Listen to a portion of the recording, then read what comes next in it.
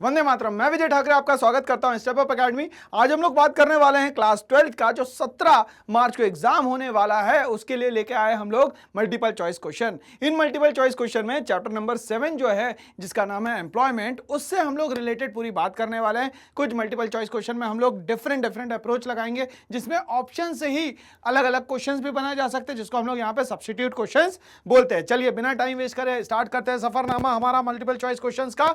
चलिए chapter number 7 start करने वाले हैं हम लोग।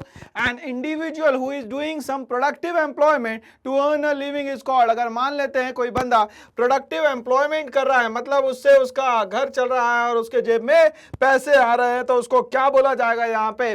Casual worker, self employed worker, या none of these. Productive employment कर रहा है सिर्फ लिविंग के लिए, तो ऐसे लोगों को कहा जाता है सिर्फ और सिर्फ वर्कर। क्या कहा जाता है दोस्तों? वर्कर कहा जाता है। चलिए आगे बढ़ते हैं हम लोग इसी के साथ। क्वेश्चन नंबर 2 पे हम लोग आते हैं। क्वेश्चन नंबर 2 में बोलता है sum total of all goods and services produced in economy during a year is called. अगर मान लेते हैं साल भर में जो भी गुड्स एंड सर्विसेज बनाई है, उन सबका सम टोटल अगर एक साल में अगर कर दिया जाए तो उसको क्या कहोगे आप? जीडीपी कहोगे, पर कैपिटा इनकम कहोगे, नेट नेशनल प्रोडक्ट कहोगे, या नेशनल इनकम कहोगे? ये तो इनकम से रिलेटेड हो गई बात यहां हो रही है किसकी? गुड्स एंड सर्विसेज के प्रोडक्शन की। तो प्रोडक्शन के कारण ये हो जाएगा सर जी जीडीपी। क्या हो जाएगा? जीडीपी। तो इसके कारण आंसर क्या हो जाएगा भैया? हमारा सेकंड क्वेश्चन का आंसर हो जाएगा ए, जीडीपी। चलिए क्वेश्चन नंबर 3 पे आते हैं। क्वेश्चन नंबर 3 बोलता है a situation where all able and willing person may not find job or activity to provide them with means of living is called। मतलब कि जो भी एबल है, काम करना भी चाहता है, मगर ना तो उसको काम मिल रहा है, ना उसको कोई काम देना चाह रहा है, which means of living is called। क्या कहेंगे उसको यहाँ पे? Casual employment, voluntary employment. भैया यहाँ पे तो उसको नौकरी नहीं मिली तो एम्प्लॉयमेंट कैसा? Okay, all of the above हो नहीं सकता, तो इसके कारण, काम ना मिलने के कारण क्या कहा जाएगा इसको? अनएम्प्लॉयड, या अनएम्प्लॉयमेंट की एक कंडीशन। क्या कहा जाएगा दोस्तों? अनएम्प्लॉयमेंट की एक कंडीशन। चलिए आगे बढ़ते हैं हम लोग। यहाँ पे बोलता है situation in which there is an overall acceleration in the growth of GDP in the economy which is not accomplished by commensurate expansion in the employment opportunity is called. ऐसे को क्या कहा जाएगा भैया? जब ओवरऑल एक्सेलरेशन चल रहा है, सब कुछ चल रहा है, बट यहां कहीं ना कहीं उसको जॉब नहीं मिल पा रही है, या उसकी खुद की जो सेल्फ डेवलपमेंट होना चाहिए वो नहीं हो पा रहा है, तो क्या इसको इकोनॉमिक ग्रोथ कहेंगे, यूजलेस ग्रोथ कहेंगे, इकोनॉमिक डेवलपमेंट कहेंगे, या क्या कहेंगे? Jobless growth. तो ऐसी कंडीशन में इसको कहा जाता है जॉबलेस ग्रोथ। क्या कहा जाता है दोस्तों? Jobless growth. तो आंसर क्या होगा इसका? Jobless growth. चलिए आगे बढ़ते हैं हम लोग। क्वेश्चन नंबर 5 में आते हैं। क्वेश्चन नंबर 5 क्या बोलता है? A situation in which percentage of casually hired workers. Casually hired worker मतलब सुबह से लेकर शाम तक का काम करे, पैसा ले और टाटा बाय बाय हो जाए, in the work force tend to grow over time is called. क्या कहा जाएगा इसको? एम्प्लॉयमेंट जनरेशन, रैंडमाइजेशन, कैजुअलाइजेशन, या रेगुलराइजेशन। तो इसको कहा जाता है भैया कैजुअलाइजेशन। क्या कहा जाता है दोस्तों? कैजुअलाइजेशन। तो आंसर क्या होगा इसका यहाँ पे? Casualisation is the correct answer. चलिए क्वेश्चन नंबर 5 के बाद क्वेश्चन नंबर 6 पे हम लोग बढ़ते हैं। क्वेश्चन नंबर 6 क्या बोलता है? The share of women in the organised sector employment in India is. क्या है भैया? बड़ी कमी है अभी भी ऑर्गेनाइज सेक्टर में हमारे यहाँ फीमेल्स की। तो क्या हो जाएगा भैया? Very low. क्या हो जाएगा दोस्तों? Very low is the correct answer. चलिए क्वेश्चन नंबर 7 पे आते हैं। Disguise unemployment exist in. कहाँ डिस्गाइज अनएम्प्लॉयमेंट, छुपी हुई बेरोजगारी कहाँ देखने को मिलेगी आपको? तो वो देखने को मिलेगी सिर्फ और सिर्फ एग्रीकल्चर में। तो आंसर क्या होगा दोस्तों? Agriculture is the correct answer. Question number 8 पे हम लोग आते हैं। क्वेश्चन नंबर 8 में क्या बोलता है?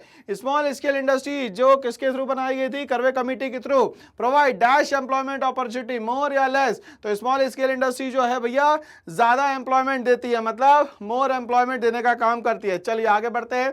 Educated unemployment problem dash in India. Educated unemployment problem क्या है भैया? होती है कि यहाँ पे नहीं होती है? तो यहाँ पे हमेशा एजुकेटेड अनएम्प्लॉयमेंट प्रॉब्लम कंटिन्यूअसली हमारे यहाँ चल रही है, ओके, एग्जिस्ट करती है यहाँ पे, ओके।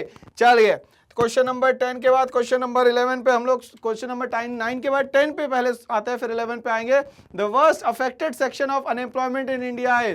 कौन सा सबसे ज्यादा अफेक्टेड एम्प्लॉयमेंट एरिया है इंडिया के अंदर? सबसे ज्यादा हमारे यहाँ एग्रेरियन इकोनॉमी के कारण एग्रीकल्चरल लेबर जो है वो सबसे ज्यादा है, okay.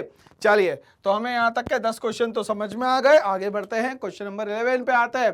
Dash has the lowest per capita income, किसकी सबसे लोवेस्ट पर कैपिटा इनकम है?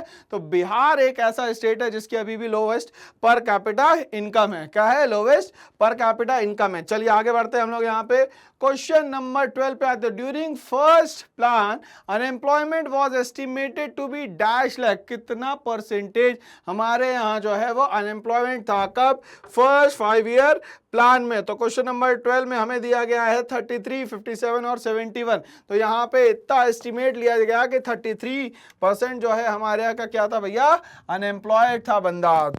ठीक है, क्वेश्चन नंबर 13 पे आते हैं। जवाहर ग्राम समृद्धि योजना was launched in the year, किस ईयर में इसको लॉन्च किया गया था? हम लोग को इसकी बात करना है। कौन सा भैया? जवाहर ग्राम समृद्धि योजना was launch in the year 1979 था, 1989 था या 1999 था? ठीक है, तो इसका ईयर आ जाता है भैया 1999। कब इसको लॉन्च किया गया था? 1999 में लॉन्च किया गया था। चलिए हम लोग क्वेश्चन नंबर 14 पे आता है। क्या भाई बोलता है? Distribution of acids is in dash in rural areas. Uneven distribution है कि यहाँ पे इवन डिस्ट्रीब्यूशन है भैया? तो यहाँ पे डिस्ट्रीब्यूशन ऑफ एसिड जो रूरल एरिया में है वो बहुत ज़्यादा अनइवन है, इसीलिए बहुत तेजी से यहाँ पे ग्रोथ नहीं हो पा रही है आज भी। चलिए आगे बढ़ते हैं हम लोग, यहाँ पे आंसर देख लें एक बार। तो क्वेश्चन नंबर 14 का आंसर है अनइवन डिस्ट्रीब्यूशन है। क्वेश्चन नंबर 15 पे आते हैं। Dash is the most important indicator of the regional economic inequality, the real per capita NDP या percentage of population below poverty line? तो यहाँ बोल रहा है indicator of regional economic inequality जो है वो है पर कैपिटा इनकम। क्या है? Per capita income. अगर यहां दिया है the real per capita NDP, मतलब नेट डोमेस्टिक प्रोडक्ट। ओके, चलिए क्वेश्चन नंबर 15 का क्वेश्चन नंबर 16 पे आते हैं। क्वेश्चन नंबर 16 क्या बोलता है? Unemployment that occurs at certain seasons of the year is known as, क्योंकि हमारे यहाँ 3 टाइप के सीजन होते हैं भैया खेती के लिए। KRZ मैंने याद करवाया था, खरीफ, राबी और जायद। ठीक है, तो यहाँ पे अनएम्प्लॉयमेंट क्रिएट होती है सीजन्स के कारण, उसको कहा जाता है सीजनल अनएम्प्लॉयमेंट। क्या कहा जाता है दोस्तों? Seasonal unemployment. तो आंसर क्या होना चाहिए इसका सर जी? Seasonal unemployment. क्या होगा आंसर इसका? Seasonal unemployment. चलिए क्वेश्चन नंबर 17 पे आते, बोलता out of this which of the following is a worker, इसमें से कौन सा काम करने वाला इंसान है? तो देखिए, बेगर काम नहीं करता, किसी के यहाँ भी जाके कभी भी मांग लेता है। गैमलर गलत काम करता है। कॉबलर ईमानदारी से काम करने वाला बंदा होता है। और स्मगलर जो है वो गलत तरीके से काम करता है। तो यहाँ पे एक ईमानदारी से काम करने वाला इंसान जो है वो कौन है भैया? कॉबलर जो है ईमानदारी से काम करने वाला बंदा है। चलिए हम बात करते हैं। Dash are hired on permanent basis and also get the social security benefits. तो ऐसा कोई बंदा है जो परमानेंट हायर किया गया हो और उसको सोशल सिक्योरिटी बेनिफिट्स मिलेंगे, उसको क्या कैजुअल लेबर बोलते हैं, सेल्फ एम्प्लॉयड वर्कर बोलते हैं, रेगुलर वर्कर बोलते हैं, नन ऑफ दीज बोलते हैं। तो ऐसे बंदों को कहा जाता है रेगुलर वर्कर, जिनकी क्या करा जाता है भैया? सोशल सिक्योरिटी स्कीम में उनके पैसे रखे जाते हैं। ओके, चलिए तो आंसर क्या होगा भैया? Regular worker. चलिए क्वेश्चन नंबर 19 पे हम लोग आते हैं। 19 बोलता है the ratio of labour force to total population is termed as. क्या कहा जाता है भैया? रेशियो जो लेबर फोर्स का हो और टोटल पॉपुलेशन का हो, उसको क्या कहा जाता है? यहाँ पे labour force participation rate, work force both A and B या neither nor A and B, ये दोनों तो है नहीं, वर्कफोर्स उसको कहते नहीं है। तो बचा क्या हमारे पास? Labour force participation rate. तो ए जो है हमारा बिल्कुल सही आंसर है दोस्तों। चलिए क्वेश्चन नंबर 20 पे हम लोग आते हैं। बोलता है disguise unemployment refers to, disguise unemployment क्या बोलता है? Person with no jobs, more person employed for a job which less than accomplish, unemployment among women या people who are not willing to work। तो यहाँ पे भैया होना क्या चाहिए? more person employed for a job which less than accomplish। Okay, चलिए ठीक है। people who are not willing to work ये भी बोल सकते हैं हम लोग। यहाँ पे दोनों लगभग पास में हैं, बट यहाँ पे वो लोग रुकेंगे जो लोग काम नहीं करना चाहते, टाइम पास कर रहे हैं, बट उनको थोड़ा बहुत पैसा उसका भी मिल जाता है। people who are not willing to work, ठीक है, मतलब कि 4 लोगों की जरूरत है और वहां पे 30 लोग काम कर रहे हैं। तो ये जो 26 लोग हैं वो काम नहीं करना चाहते, फिर भी वहां पे एंगेज है जबरदस्ती। ठीक है, तो उसको क्या कहेंगे हम लोग यहाँ पे? People who are not willing to work. ठीक है, तो ऐसे ही और जानदार और शानदार वीडियोस के लिए बने रहिए मेरे साथ। करना है एक छोटा सा काम, इस चैनल को लाइक, शेयर और सब्सक्राइब करना है दोस्तों। Thanks for watching all.